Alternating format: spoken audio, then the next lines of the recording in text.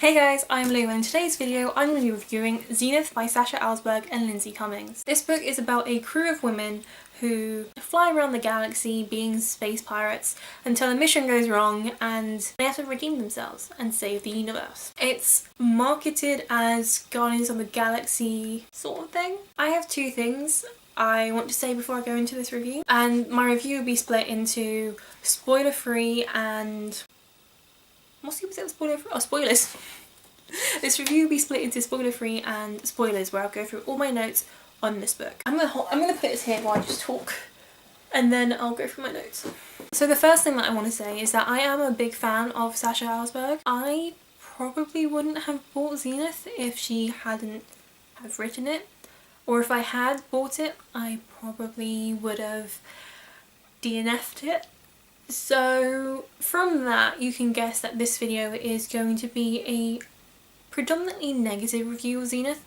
There are some good aspects to Zenith and I will go into it, but overall it's gonna be a negative review. The second thing that I wanted to say was that I did the terrible mistake of reading a Mass Effect graphic novel before reading Zenith. For those of you that don't know, Mass Effect is a game universe. There have been 4 games published by EA and they're like, what's it, AAA titles, they make loads of money and the world is just fantastic. So I was comparing the masterpiece that is the Mass Effect universe to Zenith pretty much the entire time I was reading this book. If anything, that probably helped with my analysis because I could compare a great thing to this and see not necessarily if it matches up, but if it has the same foundations. I probably wouldn't have finished this book if it wasn't for the fact I was buddy reading it with my friend Emily. I probably would have DNF'd it and then did a review on why I DNF'd it. But then I'm glad I finished it because I'll catch that soon. I'll get to that in the review. Spoiler free part of the review. The first thing I'm going to be talking about is the writing on Zenith. The writing on Zenith is not good. The first 100 pages are the worst. Like, you do want a book to get better as you're reading, but you need the book to captivate the audience in the beginning, and lots of reviews that I've come across, people have not managed to make past the 100 page mark. To be fair, I wanted to DNF it at about 100 pages and I'll give you my opinions. I think the main failure with Zenith is the writing style. It's written in multiple point of views, but I can honestly not tell you how many points of views there are. I think like there's Andy, there's Dex, there's Valen, there's Lyra. Okay, that's 4. You have like Claren, Nor. Do you have Kaylee? I feel like you might have Kaylee, but I'm not sure. Actually, I think there is 6. You know it's bad when I can't even tell. So there's 6 points of views, which is fine because if you've read a book like Six of Crows or Game of Thrones, then you know that multiple points of view, like there's no limit to how many points of view you should have or you shouldn't have. But in Zenith, the points of view are so short and they disrupt the plot of the novel. Or sometimes they're completely repetitive because all the characters are in the same situation, like in the same room or something. You're just getting another perspective of the same event, which is fine if it's like a murder mystery, but not if it's like a space battle. You're just like, oh, okay. I feel like I'm gonna be quite salty in this review, but like, there are good parts. Remember, there are good parts. When I was reading Zenith, I could not help but compare it to Six of Crows because you have multiple points of view, but like with Six of Crows, the points of view really help the plot, the pacing, the fluidity. Like, it's a benefit for Six of Crows to be multiple points of views, especially during the heist of Six of Crows when the characters are off doing different things, whereas in Zenith the characters are pretty much always together. Also, with some of the points of view, you don't know their significance until literally 98% of the book completed. You have no idea what part they play until perhaps about halfway through, which is kind of bad contextually because that means you haven't set up the universe correctly enough for us to know who's talking. There's flashbacks within Zenith, but the flashbacks tend to be situated in the worst of times. For example, there's a space battle within the first 100 pages. The space battle is like, space battle, flashback to something that happened 20 years ago, space battle. And it's a bit like, why would you put the flashback there? It has no significance on the current scene.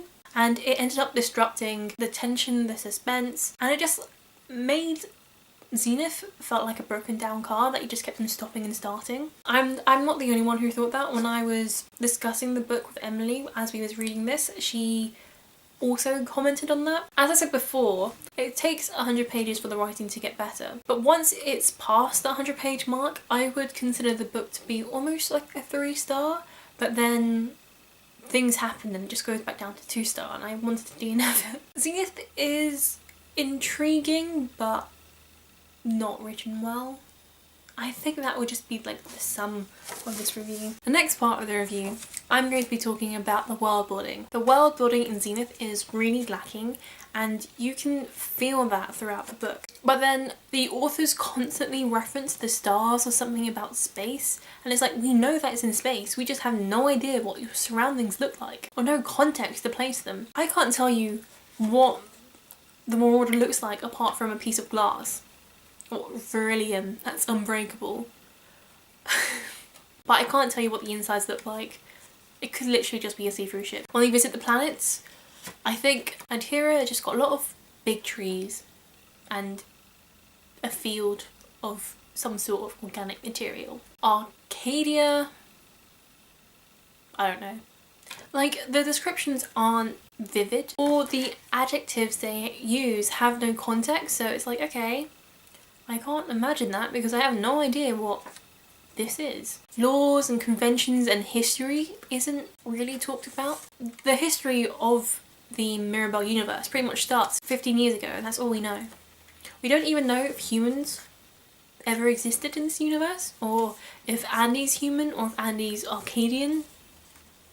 Just don't know. And the aliens in this book consist of like 4 or maybe like 5 races, and 2 of them sound so familiar.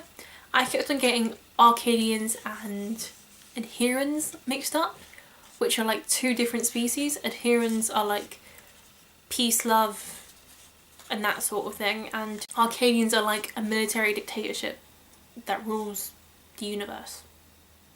And you can really tell the influences on this book. If I had to write an essay on this, I could probably support the fact that Zenith is influenced by Throne of Glass, Red Queen, Six of Crows, Cinder, Game of Thrones, maybe ACOTAR, but definitely Divergent. And when you get to those parts, you can just really feel those influences because they feel like a lesser version of their counterparts.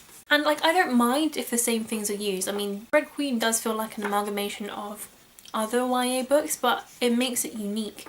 Zenith doesn't make it unique. Oh, one thing I do want to say about world building is we have no idea what languages the people speak. Do they speak their own language? Do Adherans speak Adherian? Do Arcadians speak Arcadian? There is a reference to a great universal dictionary, but what dictionary language is it in?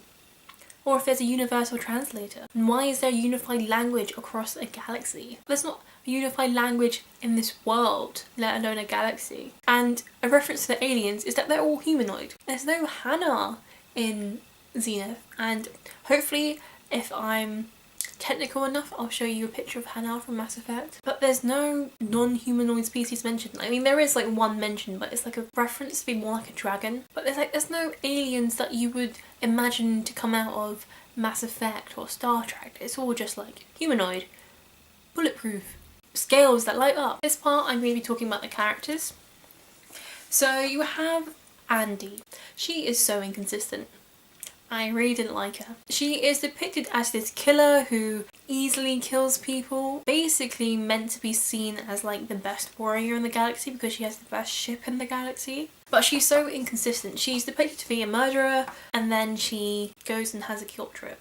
Within every point of view that you get of Andy, it feels like she's got like dual personality disorder or something, because she easily kills but then dances with the dead and like draws notches on her swords to remember all the ones that she killed, which her swords would need to be incredibly long because in the beginning she destroys 2 shipfuls of people. How many notches is that, Andy? I'm like getting more and more annoyed as I talk about this book. Then you have Dex. Dex I actually really quite liked. This is an unpopular opinion. I liked the comedic relief that he played. There are some parts of him that I was like, you didn't need to do. But there are times when his character is not good. There are times where he is arrogant, selfish, idiotic within the book. It's like a love-hate relationship with me and Dex, with predominantly me liking him. It's near the beginning where I disliked him the most, but then towards the end I liked him. But then I really don't like the will they, won't they relationship that it has with Andy. How many times have I rolled my eyes? I've like felt myself roll my eyes so many times. What else should I talk about? Oh, you have Lyra. I didn't like Lyra. She's annoying. Because she's basically like a Vulcan and an Amnesty from Divergent.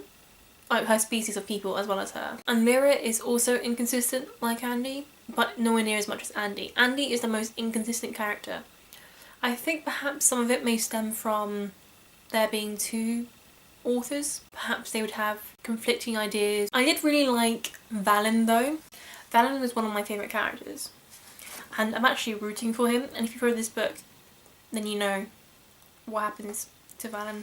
And I'm actually rooting for him, which is kind of bad. But like, I do like him. I wish there was more development on Alfie, the AI. But then he's also inconsistent. He has the capabilities of an AI. Like, he can sort of judge when people are feeling certain emotions and he experiences emotions himself, yet he also talks like a robot and cannot get the context from conversations. All the other characters are so undeveloped that I would struggle to tell you the basic information about them. I know that Gilly's 13 years old and she's pictured as a sharpshooter who can kill anything with ease and blow up things, and yet she's a kid and she can't swear. But she can kill people. Breck is just bulletproof, but we don't know why she's bulletproof or what she's bulletproof against, and if there's something she is vulnerable to, because Breck is described as bulletproof because she is New Vaden. And New Vadens are like the ultimate soldier, and during a battle scene they all like huddle behind Breck because she has bulletproof skin. But I was like, what are the bullets made out of for her to be the best shield? Are the bullets like iron? Are they like photons? What makes her so invulnerable? This book needed a lot of more context. Now I'm going to go through my notes, so this will be the spoilery section. So if you're here just for the non-spoilery parts, hi, like and subscribe if you like me still after this video. So I have notes that's written all in this book, and I have notes here. I think I'm going to go through the book and then I'm going to read through my notes and see if there's anything else that I missed. On here, green is things I didn't like, pink is things that I liked, and yellow, there's a few and far between, I just collect comments on the plot. This book made me need to replenish my supplies of green. Okay, my edition is the UK edition, so I'll be referencing pages. Page 23, Andy's point of view. It says, she was frustrated and hungry, and thanks to the nightmares, reaching a level of exhaustion that shouldn't have been humanly possible to survive. Are there even humans in this universe? Page 41. I don't want to be taken again, Ginny whispered. Gone was the bloodthirsty little fairy. In its place was a frightened young girl. She burst into tears, fat droplets splashing on the dead metal at their feet. Breck dropped to her knees and pulled Gilly forward into a crushing hug. I was just like, why is this so contradicting? And what 13-year-old cries at the drop of a hat? 13-year-olds are quite intelligent. Although they probably would be scared if they knew that they could possibly die. But I feel like Gilly's actually more like a 5-year-old in this scene. Page 46 is where it's referenced that Breck is bulletproof, and I literally wrote, what are bullets made out of for Breck to be bulletproof against it? Andy kills someone on page 47, it's like a random patrolman, and it says, silver blood exploded against the metal wall beyond. If you've read a popular YA novel, what reference makes you think of silver blood? Oh, I did like it when Breck's? It's a combination of Dex and Breck. The names are so familiar. I mean, the names are so similar that I hate it. Oh, there was something I wanted to say about Lyra that I forgot. Why does Andy shorten Lyra's name to Lear? No one does that. Why do you break up a 2-syllable name to like, and like, like you don't go up to an Amy and be like, So I liked Dex when he managed to ambush Andy by getting her down the ladder, because that was quite cool, but also I didn't like Andy and I wanted her to die. By page 54, there's 2 repetitions of the phrase as your. Lyra says as your second in command, and Kaylee says something like as my best friend. I don't like that because who goes around placing their worth in other people's lives? Like, I don't go around and be like, as your best friend, as my best friend. You don't do that. The only people that could do that is probably like mothers, and they're like, as your mother, you should listen to me. Luckily, it doesn't repeat itself too much after this. It's just Lyra saying it. When you first meet, was it what's his name? When you first meet General Cortez, he literally keeps on repeating that he's a powerful man. This is page 55. He says, I'm a very powerful man, Androma, when she discovers that he's behind everything. And then on page 57, he repeats himself and says, I'm a powerful man, Androma, but a desperate one. If you're a powerful man, you don't say you're powerful, you just are powerful. And people know it. You don't need to tell them. There's a description of Andy on page... Not Andy. There's a description of Alfie on page 87. It goes, the AI's face was white like the snow-capped mountains on Solaria. It had 2 eyes and a mouth, legs and arms, but besides that it was absent of any other humanoid traits. I feel like humanoid is an Earth term, so why can't you use Earth terms? Unless Earth did exist then. Page 97. Andy asks Alfie a question. She goes, are you incapable of blinking? And then Alfie replies, since I'm not a living being, I do not require eyelids to block damaging particles from entering my ocular lens. This means I am incapable of blinking, Androma Rosella. And then Andy's like, silence him, Dextro, before I do it myself. You literally asked him a question. It's like asking someone how are you and being like, shut up, straight after they reply. Oh, on page 204, there's a plot one where it's just like, I don't trust Sonia.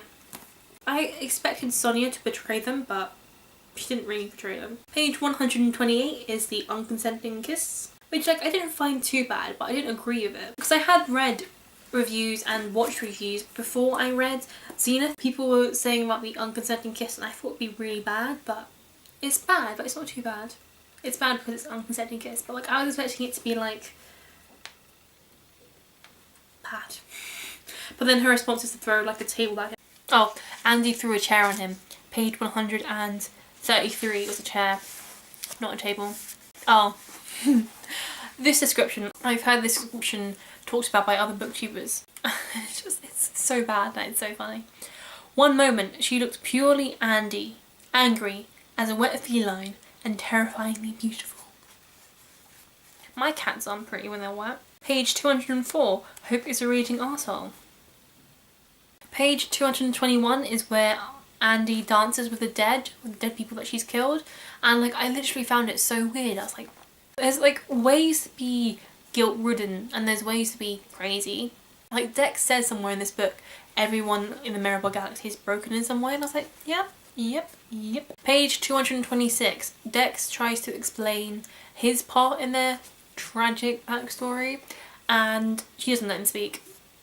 She's like, oh yeah, I'll give you 5 minutes, and then he literally says one thing and then she just like goes off at him. There's that lame reveal that it was a choice between Andy and his dad, but then his dad isn't mentioned before this or after this, it's just there. Page 234 is the rape of General Cortez. Like, you don't need to use rape to depict her as a bad guy. Page 238. Lyra tries to convince Andy to forgive Dex. She says, sooner or later, you're going to have to choose between forgiveness or hate, and you and I both know which one is harder to live with. And it's like, girl, you literally said in the beginning that hate is not a strong enough word for Dex, and now you're trying to convince Andy to forgive him. Everyone accepts Dex way too easily. I said this on page 243. After, like, you know, the dad reveal, it's like everyone's just like, oh, we like you. You can be a part of our crew unofficially. Page 251. A prisoner calls Nor a Snave? What's the significance of being called a Snave? You never know. Oh, this is a bit of banter that I liked. This is around the area that it started to be decent, like 3 stars. And this is when the Marauder is literally crashing for the 2nd time. You know, the indestructible ship. And it goes, come on baby, Andy said, patting Marauder's dash as if it would actually listen to her plea. Coming! An unwelcome voice came from behind her. Andy let out an audible groan. Get in a seat, Dextro, now! I'm trying to lighten the mood, Androma. We all know Lyra is fully capable of handling this situation. Thanks, Lyra muttered. I like that. This phrase seemed very familiar to me. Let's see if you can get it. In this time of darkness, they will find a queen able to guide them into the light. A certain wizard, maybe? Page 281. I did not like the phrase, even the stars can bleed. No, they can't. Page 311, I said that Andy focuses way too much on the guilt of being a killer, because this is when they're like training and Andy just breaks down, and I was just like rolling my eyes. Page 322 is when I was like annoyed that Arcadians and Adherans were so similar in name. Page 323 is the reference to the Great Universal Dictionary. Oh, page 337, I got really annoyed at Andy because she was refusing to think that Lyra would ever leave the Marauders, especially now. Andy was just really selfish in that moment. I did like the scene when Andy and Valen are talking about his art on page 340. And he's talking about the colours, and there's been a million colours. I like that scene. Page 358 is the reference to Liquid Heaven. I had no idea what heaven tastes like, let alone in liquid form. I'm being so salty, I'm so sorry. On page 378, I said the pacing gets better. Page 413, I literally just said this. Page 441, I came to the conclusion that I liked Valen. This is when Valen and Andy were talking in Kaylee's garden. Page 450, I came to the conclusion that I do not ship Dex and Andy together. 494, I was really angry at Andy for taking the knife out of her stomach because that causes you to bleed out. Page 499, it does not explain why Andy and maybe Dex, I'm not sure if Dex got shot, but it doesn't explain why Andy is immune to Zenith. Valen just knows that she could be. Page 503, I wrote the question, why does Valen and Nor and Claren have the compulsion ability? Is it just like an ability, or is it like an evolutionary trademark? Page 517, I came to the conclusion that I will be picking up the next book in the series because the ending is really good. So that was me going through my notes in Zenith. Let me go through my notes in flashcard form. I'm just going to be talking about anything that I mentioned in here that I did not mention in there. In the beginning, you don't feel a part of the crew because you don't understand the banter, you don't get the references, and you don't get the context, which happens throughout the book, but you sort of get some of the banter sometimes. The banter is some of the best parts of the book, but also some of the worst because of the context. This was before page 23. I kept on noticing the writing style. I really disliked the amount of similes in the first 100 pages. It was almost on every page. Oh, Dex is the new Wolverine apparently, because he has like blades coming out of his knuckles. Breck has a whip, which I thought was very similar to Isabel Lightwood, but Breck doesn't use the whip again. I felt like the alien abilities were like picked out of a hat, they weren't really explained. I thought Gilly was a psychopath because from her descriptions she sounds like a psychopath. I didn't like the mysteries that they keep on giving us. It's not explained why Breck doesn't remember her past or why Gilly does not want to remember her past. Oh, I've got lots of headaches from reading this book. All Gilly does is giggle, and you really notice that in the first 100 pages. So that was my review of Zenith. I hope that you enjoyed it. I don't know if I can say that I enjoyed Zenith. Like, I did in some parts, I didn't in others, but I did enjoy it enough to want to get the second book. Would I recommend it? No. But like, I am intrigued, so maybe pick it up from your local library and see if you like it. I will support Sasha Alsberg in her other endeavours, and I'm really intrigued to see what she will do with Project Red. I want to see if her writing will grow, if the reason why the writing is so bad is Zenith her fault, or if it's just the combination of the two writers, because I haven't read Lindsay Cummings' work before this, so I can't really say if it's her or not either. I'm sorry I threw a lot of shade. Like, I really wanted to like this book because it's like Sasha, she's a massive part of the booktube community, but also I wanted Sasha to be able to prove that booktubers and YouTubers can write books. It's not just a money-making scheme because of your audiences, but because they can actually write good books. But they like sort of failed.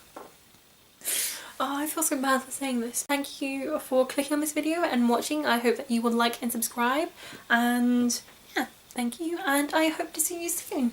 Bye!